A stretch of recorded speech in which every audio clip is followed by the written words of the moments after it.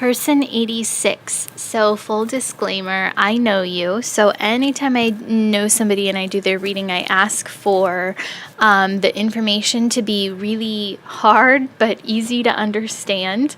I asked the guides to present it so that it's not super connected to you initially. So the information is a bit more convoluted than it tends to be with people I don't know. So here we go. So as your energy manifests onto the rainbow road, you take the shape of, it's actually one of the chakra oracle cards I've painted, and this has happened twice now out of 86 readings. Or, oh, did I say 85? I think you're 86. So this has happened twice now, and I see this full painting that I've done, and the card's name is Observer. So and I think that kind of strings through. And at the very end of this, when I post this, I'll actually post the outcome, or what's written about this like quote unquote tarot card, and what the outcome would be, and maybe that'll connect even more. So what it looks like is this woman that's wrapped up by almost like it's kind of like a rainbow, but it's also like the how you write music, those lines, the like 5 lines, the music bar that all the notes are on. And so that's kind of what's wrapping around you. And so it looks like a rainbow, but it's got all these musical notes, and it's kind of like spinning around you. And so it's like almost like you're spinning and turning within this kind of musical rainbow, and you see all these like music notes that are coming out from the inside of the rainbow, and you grab onto one of the musical notes and you carry it to then what flattens out to be the rainbow road. And so I see you holding on like dear life, like to this musical note, like you're not going to let it go.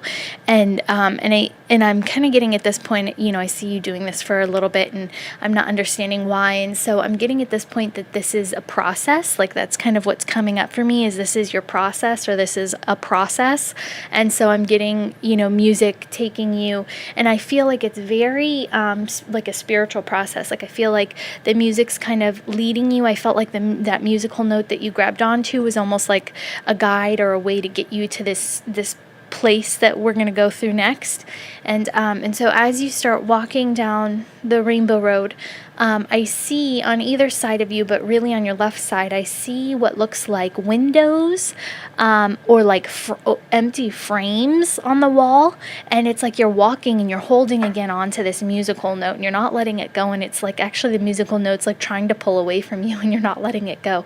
And so as you start walking down the hall, it's almost like you're walking down like a museum, and all the paintings are on the left, but it's like there's no canvas, there's no painting. It just looks like these frames, and they're empty. So it kind of has like a window appearance, but I'm not seeing anything through it. And it's like almost like a frame, but it's not like an ornate frame. It's just like a very simple frame, rectangle frame that's on the wall. And so you're walking past like 6 of these, and then finally I see you let go of the musical note. And as soon as you let go, you go flying up into the kind of sky of above this rainbow road, and all the windows come or these windows or frames come up with you, and they start spinning around you, and your body gets like in this state of suspension. And it's almost like from that Harry Potter movie, I think it's in the 5th movie, where that one girl gets jinxed by the necklace, and she gets like pulled up into the air, and her arms are out and her head is out, and her hair is like long and just like wavy, and it's almost like I don't know, it's really interesting, but that's exactly how I see you. You're like pulled up, and your arms are out, and your head is back, and your hair is out, and it's almost like there's this like wave of energy moving through you, and these windows or frames are now spinning around you really, really fast, almost like a carousel around you.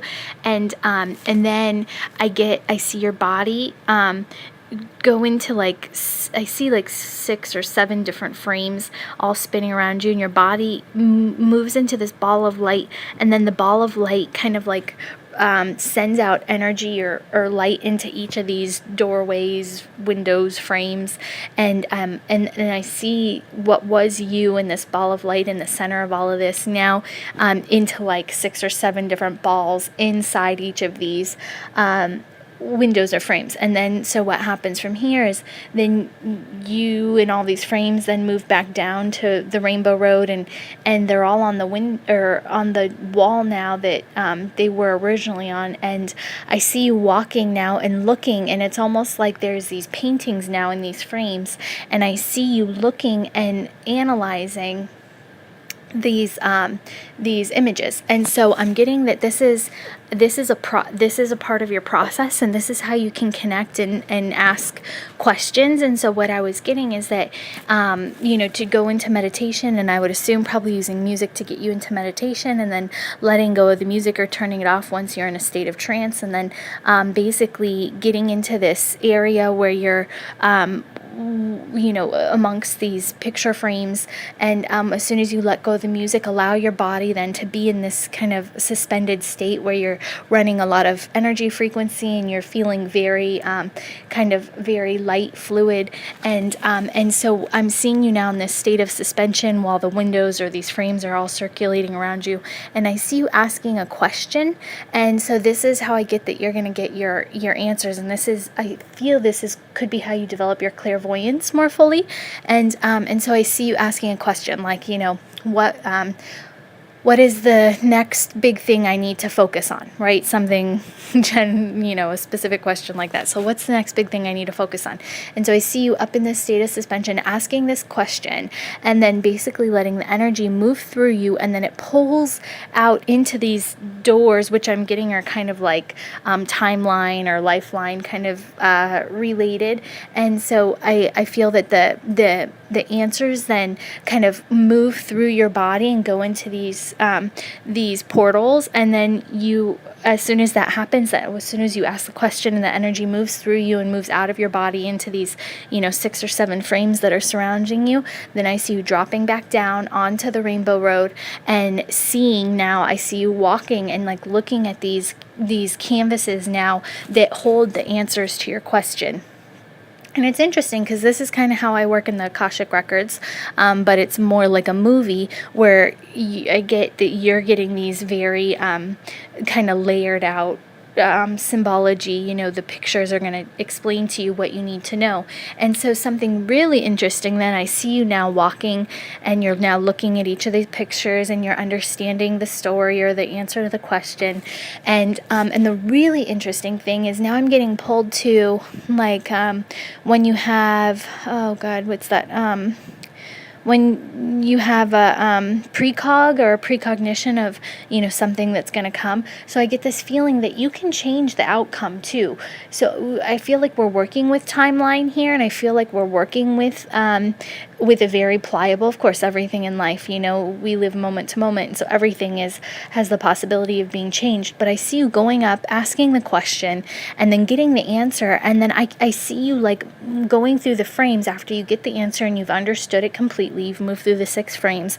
I see you at the end of it, and I see you now going back and saying, I'd like this to be tweaked a little bit. So you go to picture frame 2, and you like paint it differently. And this is interesting because this is the only point in which I'm like, oh, she's an artist. So this was really interesting to me that I can see you actually manipulating if something isn't working or isn't aligned as you see it fit. And of course here I get my teaching of we might not always know what's best for our own good, and so as you try and rework it, you say always something better. So if you're repainting a component of the answer, you're repainting it and saying, I want this or something better, so that you're always aligned with the best possible outcome.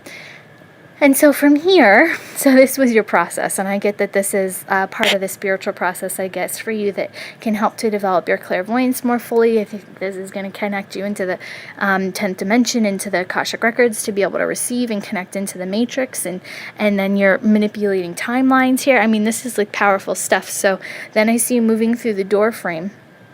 And as you move, and so also they titled your reading Sturdy.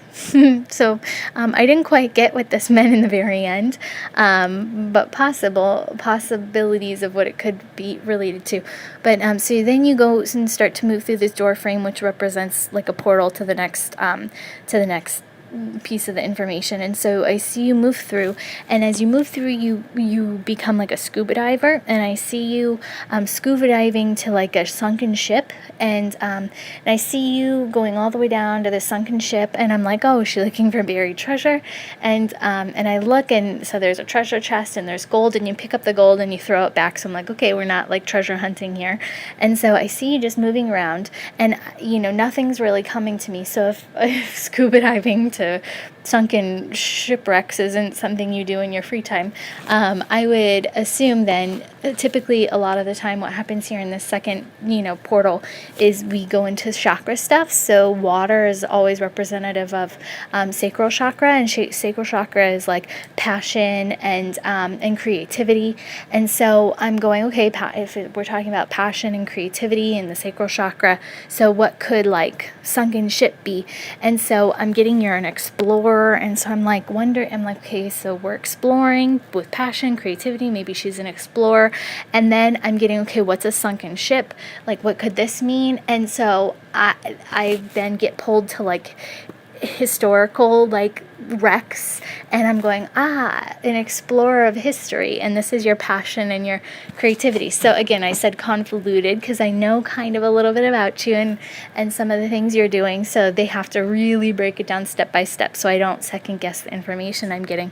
So it clicks for me instantly. You've talked about the book you've written, and so I know that there was a lot of historical significance in this book that you just wrote. And so now this is what I'm being pulled to. And so the passion, creativity surrounding this, I would assume this most recent book you wrote. And then, so from here, then so this is where I'm going to expose myself for the fraud I am with any kind of historical knowledge. So I'm now watching what looks like so again, I get like this almost like Scarlett O'Hara. It's funny because this was just in the last reading. A Scarlett O'Hara type of a woman. I see like a cobblestone street. She's there. There's a man holding her in like a full kind of suit and very old. Like she's got like a parasol. She's almost like kind of fainting. And I get like there's the carts, like the horse-drawn buggy kind of carts. So this is like the era I'm in, like the, very well done dress that's like corseted and has a big kind of hoop skirt, and I'm not really sure why I'm in this era, and so I'm asking like, where am I? And the thing that comes to mind is like pre-Cold War. I have no clue. I don't know, was the Cold War with Russia, I think? I don't know. And so I'm getting pre-Cold War, but I don't know if that, what I've described for the period, like attire and a mode of transportation fits with pre-Cold War. And then, so I'm asking for more help of what we're trying to get zeroed in here. And I see a newspaper, and so I'm going to butcher this too. What was that German flying balloon? The Hindenburg, I think is from Breaking Bad. The Hindenburg, is that what it is? What's that thing that I think Germany developed and it exploded? I'm not sure. So these are like the period things that they're giving me. I have no clue if they even all connect, or I don't know, maybe it connects somehow to your book or not at all. I have no clue, but this is what they're showing me, and I really couldn't make anything of it. I'm not, I'm bad with historical stuff. And so from here, and it's interesting because it's all kind of gray cast. And so from here, then I'm, waiting, and we go to the next, like, flash forward next scene. And it's interesting because it goes into this multicolored, like, almost like Technicolor, like bright, vibrant, almost neon greens and electric blues. And I see this landscape, and so now I know we're going to your Akashic records, and I watch your energy peel away because you were this like heroine, this woman, this female that was in this whatever pre-Cold War era. So I see you kind of flip and change, and now you're in your energy of your current present self, and you're walking towards a huge basket. And this is so interesting because this connects to me. This is symbolic for me. So I see this huge basket, and I know we're in Ohio. So I get pulled to, I'm going to butcher this name. It's like Lindenberg baskets. I don't know, what's that big, huge, famous basket place? If you type in baskets plus Ohio into Google, it'll come right up. They're like super famous baskets, and they have this huge factory that is like it's like literally a basket. And so that's where we're going.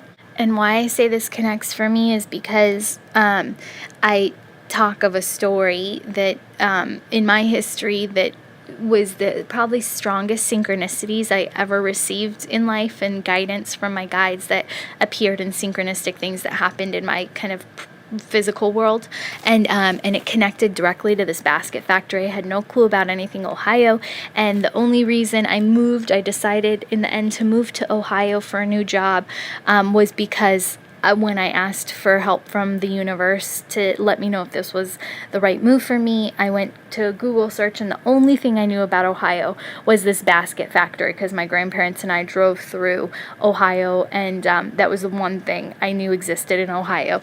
And so when I was asking the universe, is this the right move for me? I need a sign, show me this is what's right. I actually went onto Google, and I was like, well, what's in Ohio? And so I type in Ohio, things to do in Ohio, and that basket factory was the first picture that showed up. And then I looked in my office that I was sitting in at that time, and I saw a picture that I had no clue was there of my grandparents who I drove to that factory with. So I took it as an immediate sign and went, this is it, my destiny's Ohio.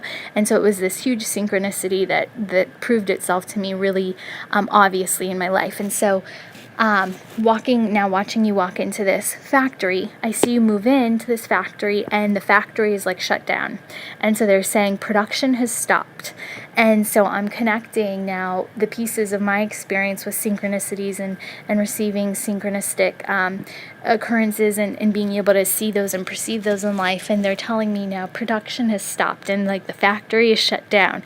And so this is now connecting to you. And so I'm wondering if there's something that you're not super tuned into anymore, that maybe you used to pump out like clockwork, or you used to move on your whims and really trust in gut instinct, and maybe now you're in a pattern of comfort, or you're not seeing these or letting these guide you as much as you used to. That's kind of where I'm being guided to. So I call down your higher self, and your higher self comes down in the form of like this really beautiful kind of angel, and I ask what's for the greatest good for this person to know at this moment in time, and your higher self says that it's time to rev up production, literally, and it's time to rev up production, and it's time to realign yourself with the knowing and with the instincts, with the and I was getting things that you're aligned to, and I'm being pulled back to like the book, and I'm being pulled back to like the spiritual process. I'm getting that they want you to again start to align yourself into what I feel like is something maybe you used to have really strongly in your life, and that maybe has been quieted down a bit recently. And it feels like they want you to rev it up, like turn the factory back on is what I was getting, like connect in, turn the lights on, like we're home, we're going to start producing like we used to. Like I get that you're supposed to be aligning to these instincts and these feelings that just flow so naturally from you. And so I'm being pulled to like book and art and, in the process, and that I just get that they want you to start tuning in and being aware of your field and start to receive the guidance maybe again. I feel like it was really, since we're talking factory shut down and factory turned on, and feeling like it was really strong, and for whatever reason maybe it's been quieted a bit. So that's what I received with light and love.